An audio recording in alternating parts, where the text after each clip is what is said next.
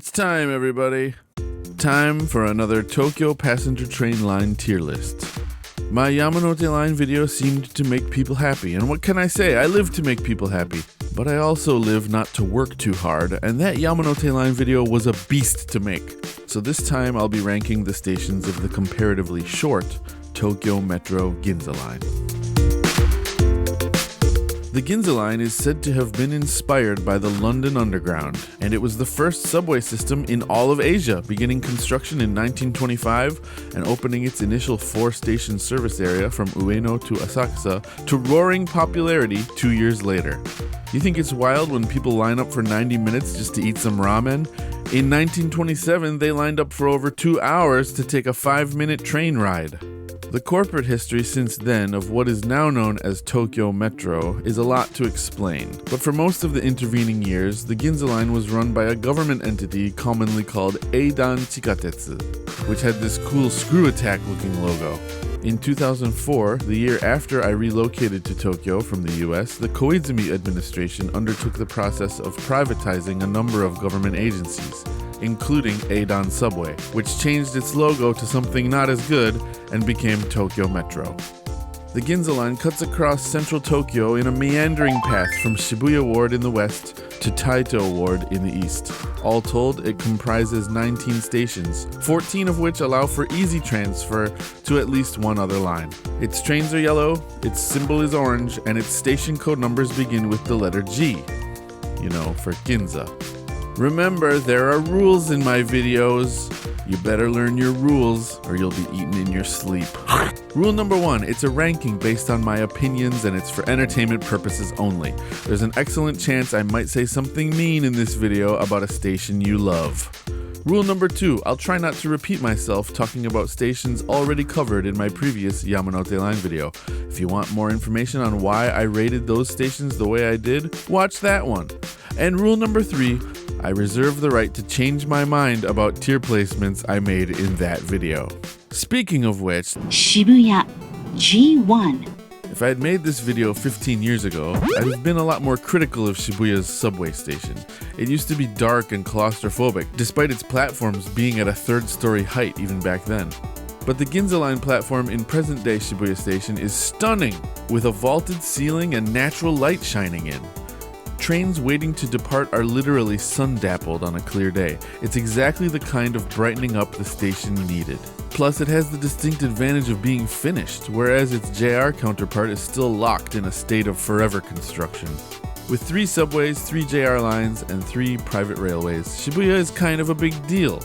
And recent developments like Hikarie and Scramble Square Tower have provided a welcome glow-up to the surrounding neighborhood. In my Yamanote line video, I placed Shibuya in the 2nd highest tier, docking it points for being overcrowded. But that was JR Shibuya Station. The Ginza line experience at Shibuya is decidedly better, so congratulations, kid, you did it. Omotesando G2. Soon after leaving Shibuya, the line goes below ground and then stops at Omotesando, whose name refers to its location on Omotesando Street, historically the main promenade leading to Meiji Shrine. But if you thought this solemn religious etymology is going to dictate the character of the area, you'd be a little off, because Omotesando is primarily thought of as a neighborhood full of upscale boutiques. It's an attractive boulevard lined with old Zelkova trees that provide nice shade for pedestrians. If it's trivia you want, then know this. The relatively early initial opening of the station and the explosive growth of the Tokyo subway system since then make Omotesando the only Tokyo Metro station that's had 3 names over the course of its history. Gaienmae G3. With only the Ginza line running through it, Gaienmae is so named for Meiji Jingu Gaien, or the outer garden of Meiji Shrine.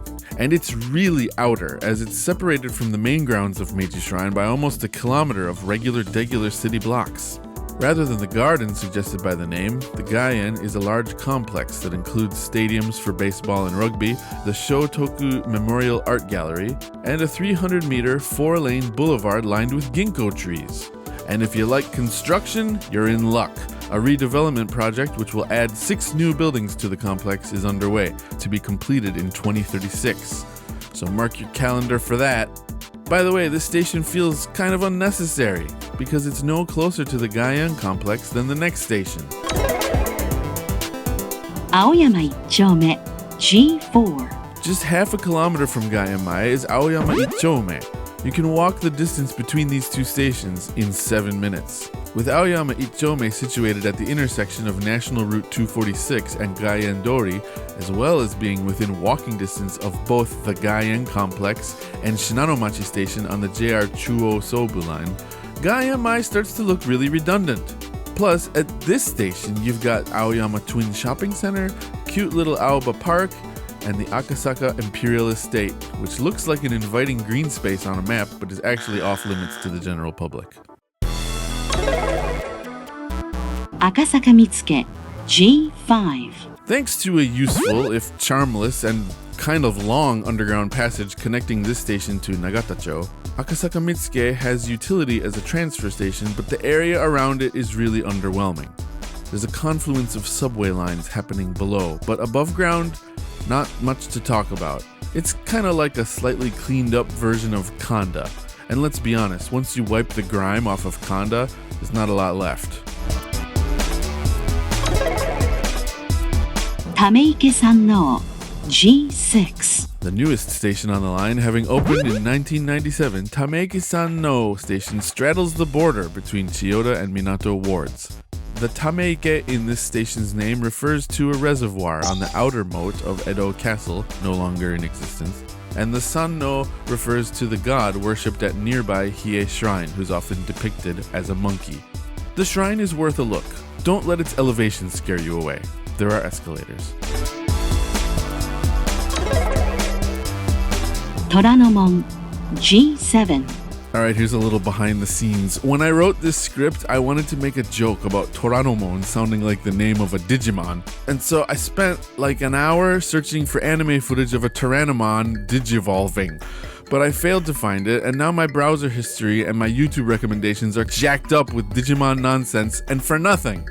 And I did not need to be reminded that Angela Anaconda existed, by the way. Anyway, Toranomon is actually named after one of the gates on the south side of the outer moat of Edo Castle. The castle, the moat, and the gate are all gone today, but there are statues and references to tigers throughout the area commemorating its history. Tiger! And no, tigers are not indigenous to Japan.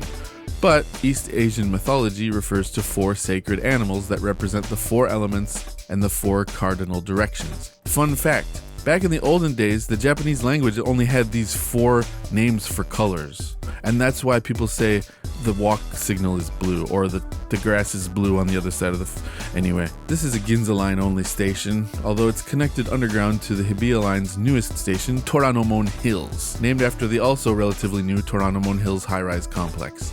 Nearby are a couple more notable shrines. Toranomon Kotohiragu, a shrine with a skyscraper practically on top of it, and Atago Ginza, which has a picturesque staircase leading up to it. These stairs have the self-help sounding nickname Shussei no Ishidan, or the stone staircase to success. It's pretty steep though, so use the handrail, unless you want it to become the stone staircase to the emergency room. Shimbashi, G8. Another station we talked about in my Yamanote Line video, Shimbashi is named after some bridge that no longer exists. During the Ginza Line's genesis, Shimbashi was planned as its original western terminus. This plan was foiled by the financial trouble catalyzed by the 1923 Great Kanto earthquake, resulting in the initially opened section only running the 4-station length from Asakusa to Ueno. As I said before, Shimbashi is thought of by Tokyo residents as a place where there are a lot of middle-aged men in various stages of their daily commute. Look, I even cosplayed for the part. Just kidding, I took this footage on my way to work. 4 JR lines, the Asakusa subway, and the Yurikamome are immediately accessible here.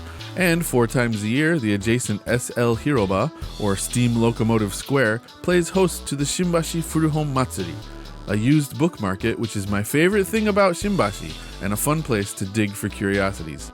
And as much as Shimbashi has the reputation of being a town for old men, not far from the east side of the station there's venerated multi-level toy store Hakuhinkan. Ginza, G9. The line's namesake is almost at its midpoint. The Ginza line crosses the Marunouchi, Shibuya, and Ueno-hirokoji lines here, and underground passages connect Ginza Station to Higashi Ginza, Shibuya, and Ueno-hirokoji stations.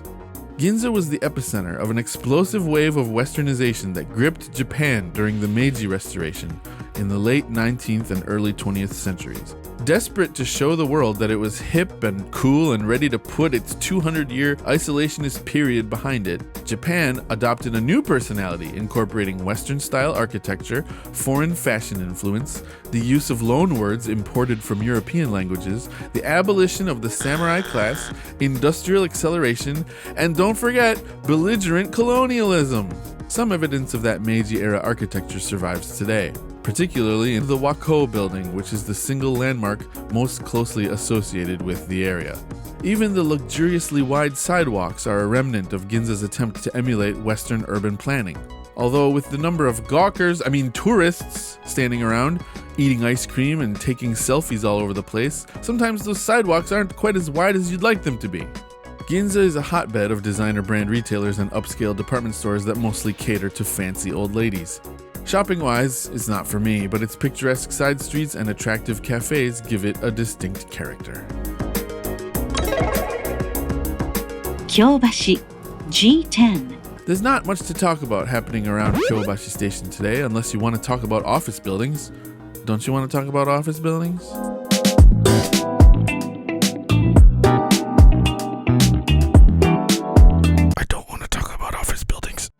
Whoa, show the station profile. Okay, there you go, put it in the tier. Nihombashi, G11. Named after the historic bridge Nihombashi, this station serves a neighborhood that was once the commercial center of Edo, and indeed all of Japan. In fact, the original name of the bridge was Edobashi, and it has historically been considered to be the center of the city. The original bridge was a broad wooden structure which was modernized with stone and steel in 1911. It's decorated with statues of Shishi, guardian lions, and Kirin, the East Asian mythical equivalent of unicorns. Although these Kirin are weird, they lack horns and they have wings instead. If you ask me, a unicorn with wings and no horn is a Pegasus, but everything I checked said that these are Kirin, so whatever. In anticipation of the 1964 Tokyo Olympic Games, the galaxy-brain decision was made to build an elevated freeway over the bridge, obscuring the classic view of Mount Fuji from the bridge that had hitherto been the subject of so many pieces of artwork. This definitively proves once again that the Olympics are terrible and must be stopped. A plan to move that section of the Shuto Expressway underground is in the works, and scheduled to be completed in 2041? What'll we do till then? After that, instead of your view being dominated by the elevated highway, it'll be dominated by this absolute beast of a new building being erected as part of the Nihombashi-itchome Central District Redevelopment Project. Mitsukoshimae, G12. Mitsukoshi is the name of Japan's oldest chain of department stores, the flagship store of which is the station's namesake. And I'm not kidding when I say old. Mitsukoshi started in 1673 when a kimono seller from Ise named Mitsui set up a shop in Edo called Echigoya. At the time, such a move was regarded as revolutionary as kimono sellers had until that point sold their wares door to door. The name Mitsukoshi is a portmanteau made from the first kanji of each of the names Mitsui and Echigoya. Echi can be pronounced Koshi, don't worry about it.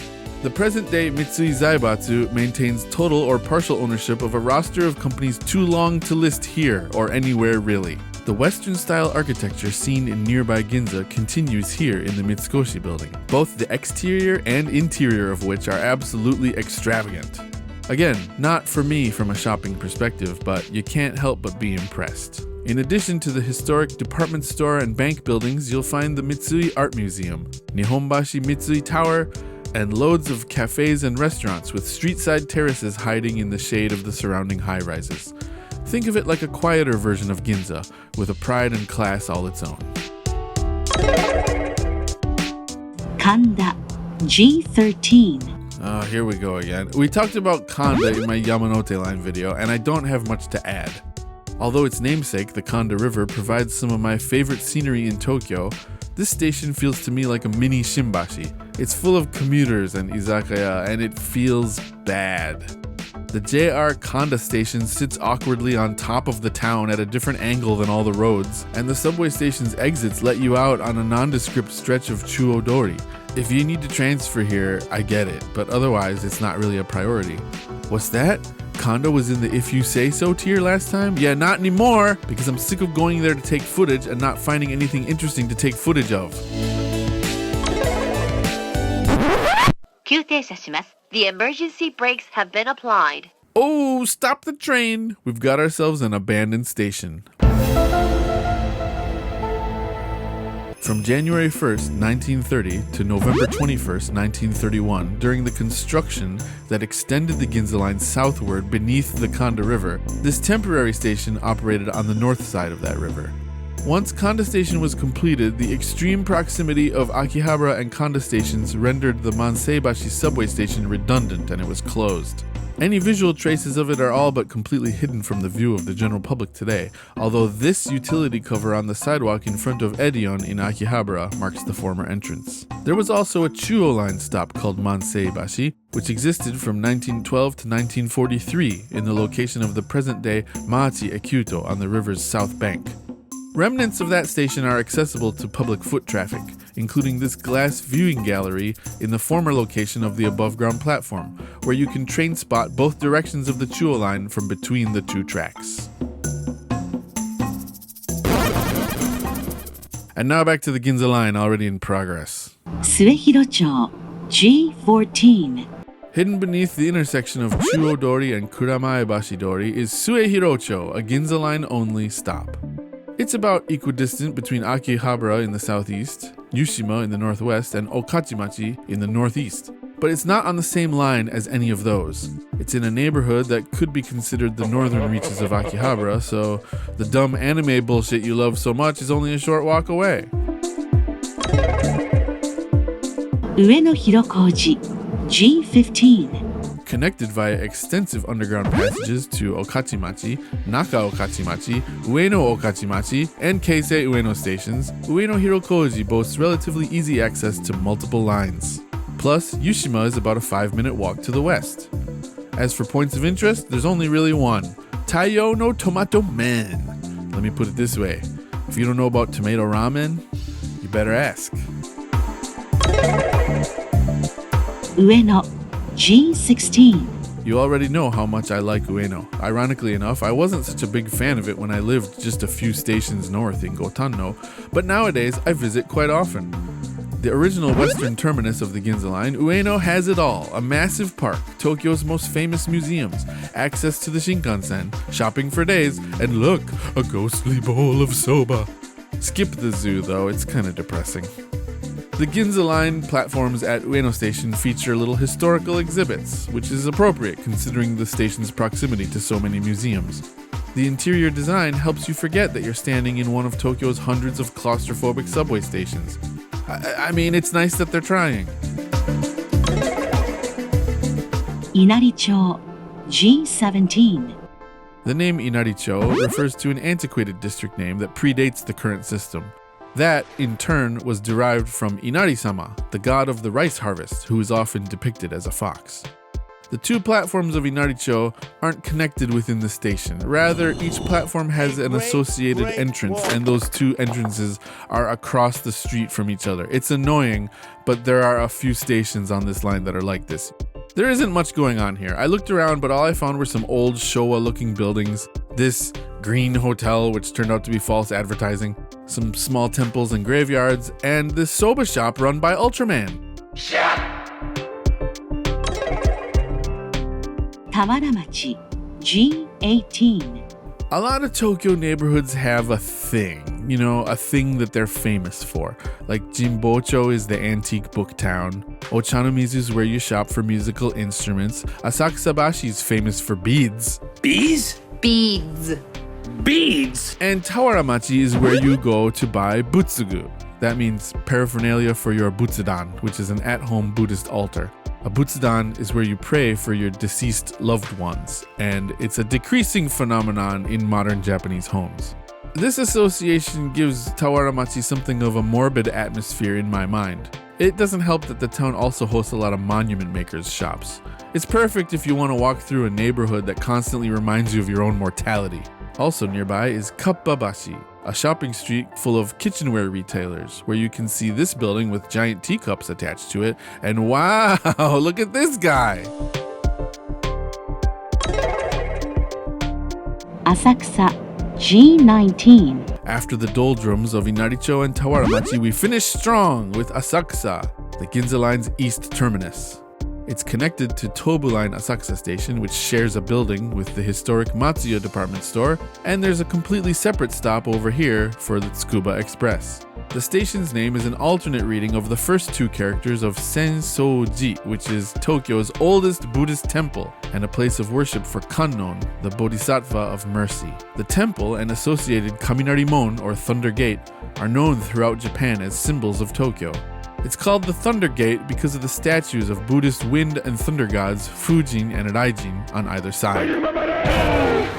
Visitors approaching the temple from the front will walk through Nakamisedori, a promenade flanked by shops, mostly geared toward tourists. Although I've been known to stop by and pick up some kaminari-okoshi, one of my favorite Japanese snacks. If you're visiting Tokyo from overseas, get your souvenirs sorted here.